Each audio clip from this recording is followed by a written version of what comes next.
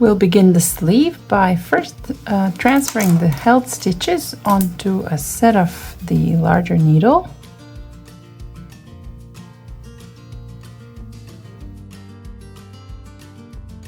And then we'll have to start color work right away.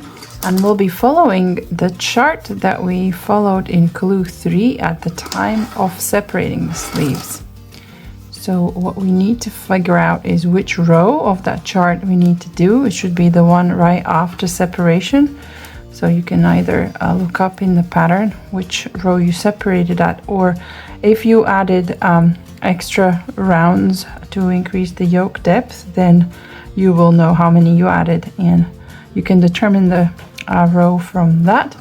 I'm working on size 2 and I did not add any rounds extra, so I am starting with row 11, and the pattern specifies that depending on which sleeve you're working on, for me it's the left sleeve, which stitch you should be starting with. So it's useful to have that chart printed so you could draw the starting line for your size so you never get lost. But before you draw the actual starting line, mind you that the first couple of rounds will start the sleeve here, but once we have picked up the stitches along the underarm, the beginning of round will be shifted to the center of the underarm, so the actual beginning of round will be starting from here, and that will be an entirely different starting stitch.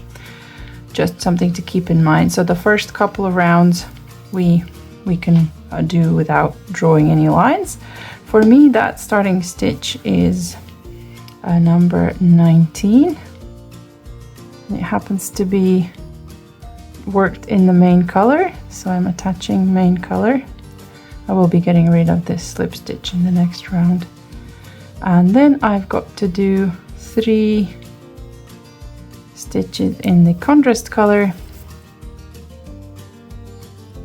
That is all following the chart that we shared in clue 3.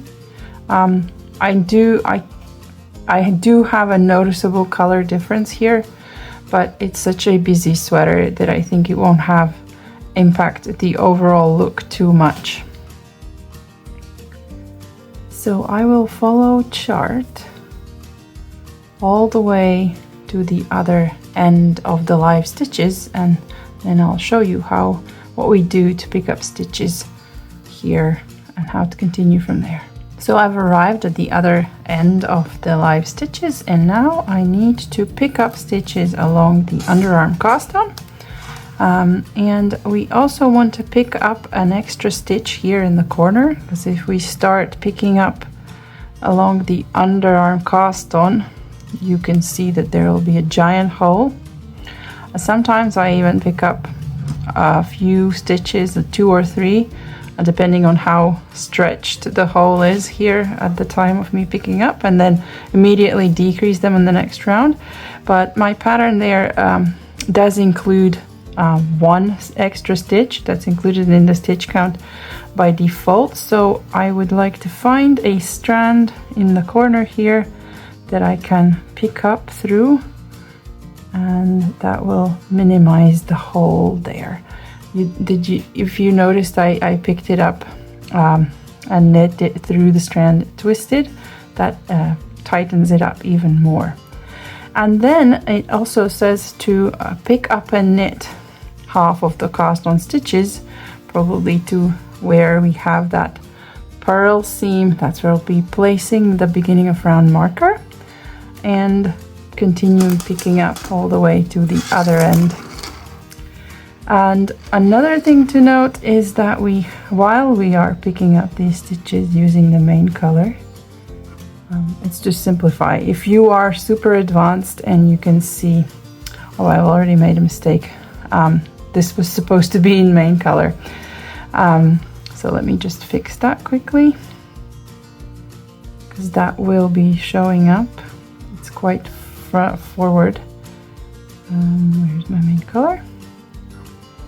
And I'm instructed to pick up all stitches in main color, but if you are super advanced, You can continue following the chart across those underarm stitches and use the color that's indicated in the chart. For example, I'm right in the middle of the pattern repeat. I'd have to work 3 stitches in the contrast color.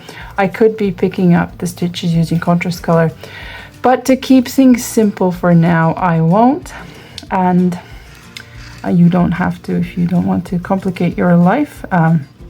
It's not like you walk around with your arms up high, so nobody will really see that there's a little line in main color. So yeah, I'll find the first cast on stitch, use main color to pick it up, and then the next one.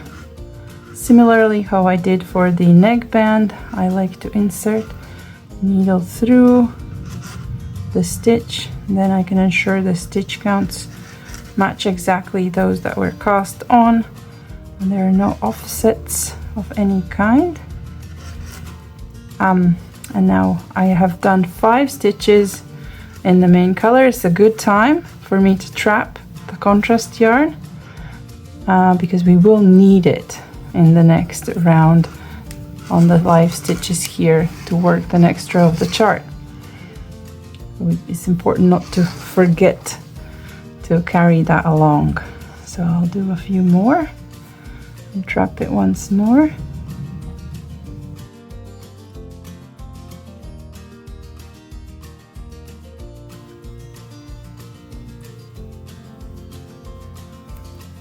And I will continue in this manner until I've reached that stitch count that's specified in the pattern. Place the beginning of round marker and continue picking up all the way to this other corner and pick up another stitch here in the corner, similar to how we did in the first one. And then we'll do another round, so to speak, all the way to 1 stitch before beginning of round marker, and I'll show you and explain to you why we're doing that. So I worked a couple of rounds of the sleeve, and I got a chance to set up the chart along the underarm cast on stitches here, which was simply following whatever was in the chart from the existing sleeve stitches. And we're always meant to stop 1 stitch before the beginning of round, because that one, as well as the next 2 in the new round, will always be worked in the main color. So I'll knit 1 in main color, start the next round, purl 1. That purl stitch should align with the purl column on the body, and knit another 1 in main color. And that way, when we do decreases, we'll always have 3 stitches, this line of 3 stitches just along, running through the whole of the sleeve, eating up the chart stitches and decreasing the circumference of the sleeve to get to the wrist one. And so whatever you do, you always work these 3 stitches in the main color. And this is also the first time you get to set the new starting stitch for the sleeve. So I'm starting with stitch number 3, and that is in main color. Well, I think I've got too many now in a row without trapping, so let me just quickly trap the yarn here. 1 in main color,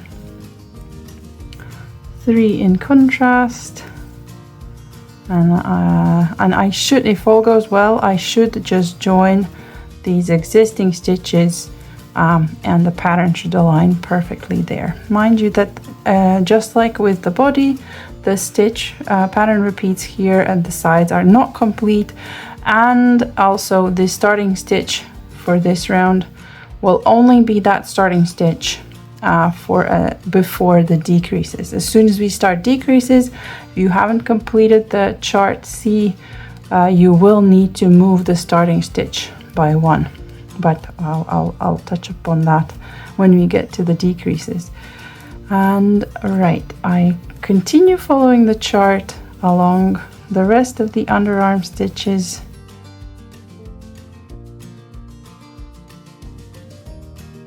And yes, it all worked out perfectly. I am joining following the chart, and it aligns perfectly with the existing stitches. So for the time being, I will be starting working these 3 stitches surrounding the beginning of round marker in the main color, and following the chart, starting with stitch number 3 for my size for the left sleeve.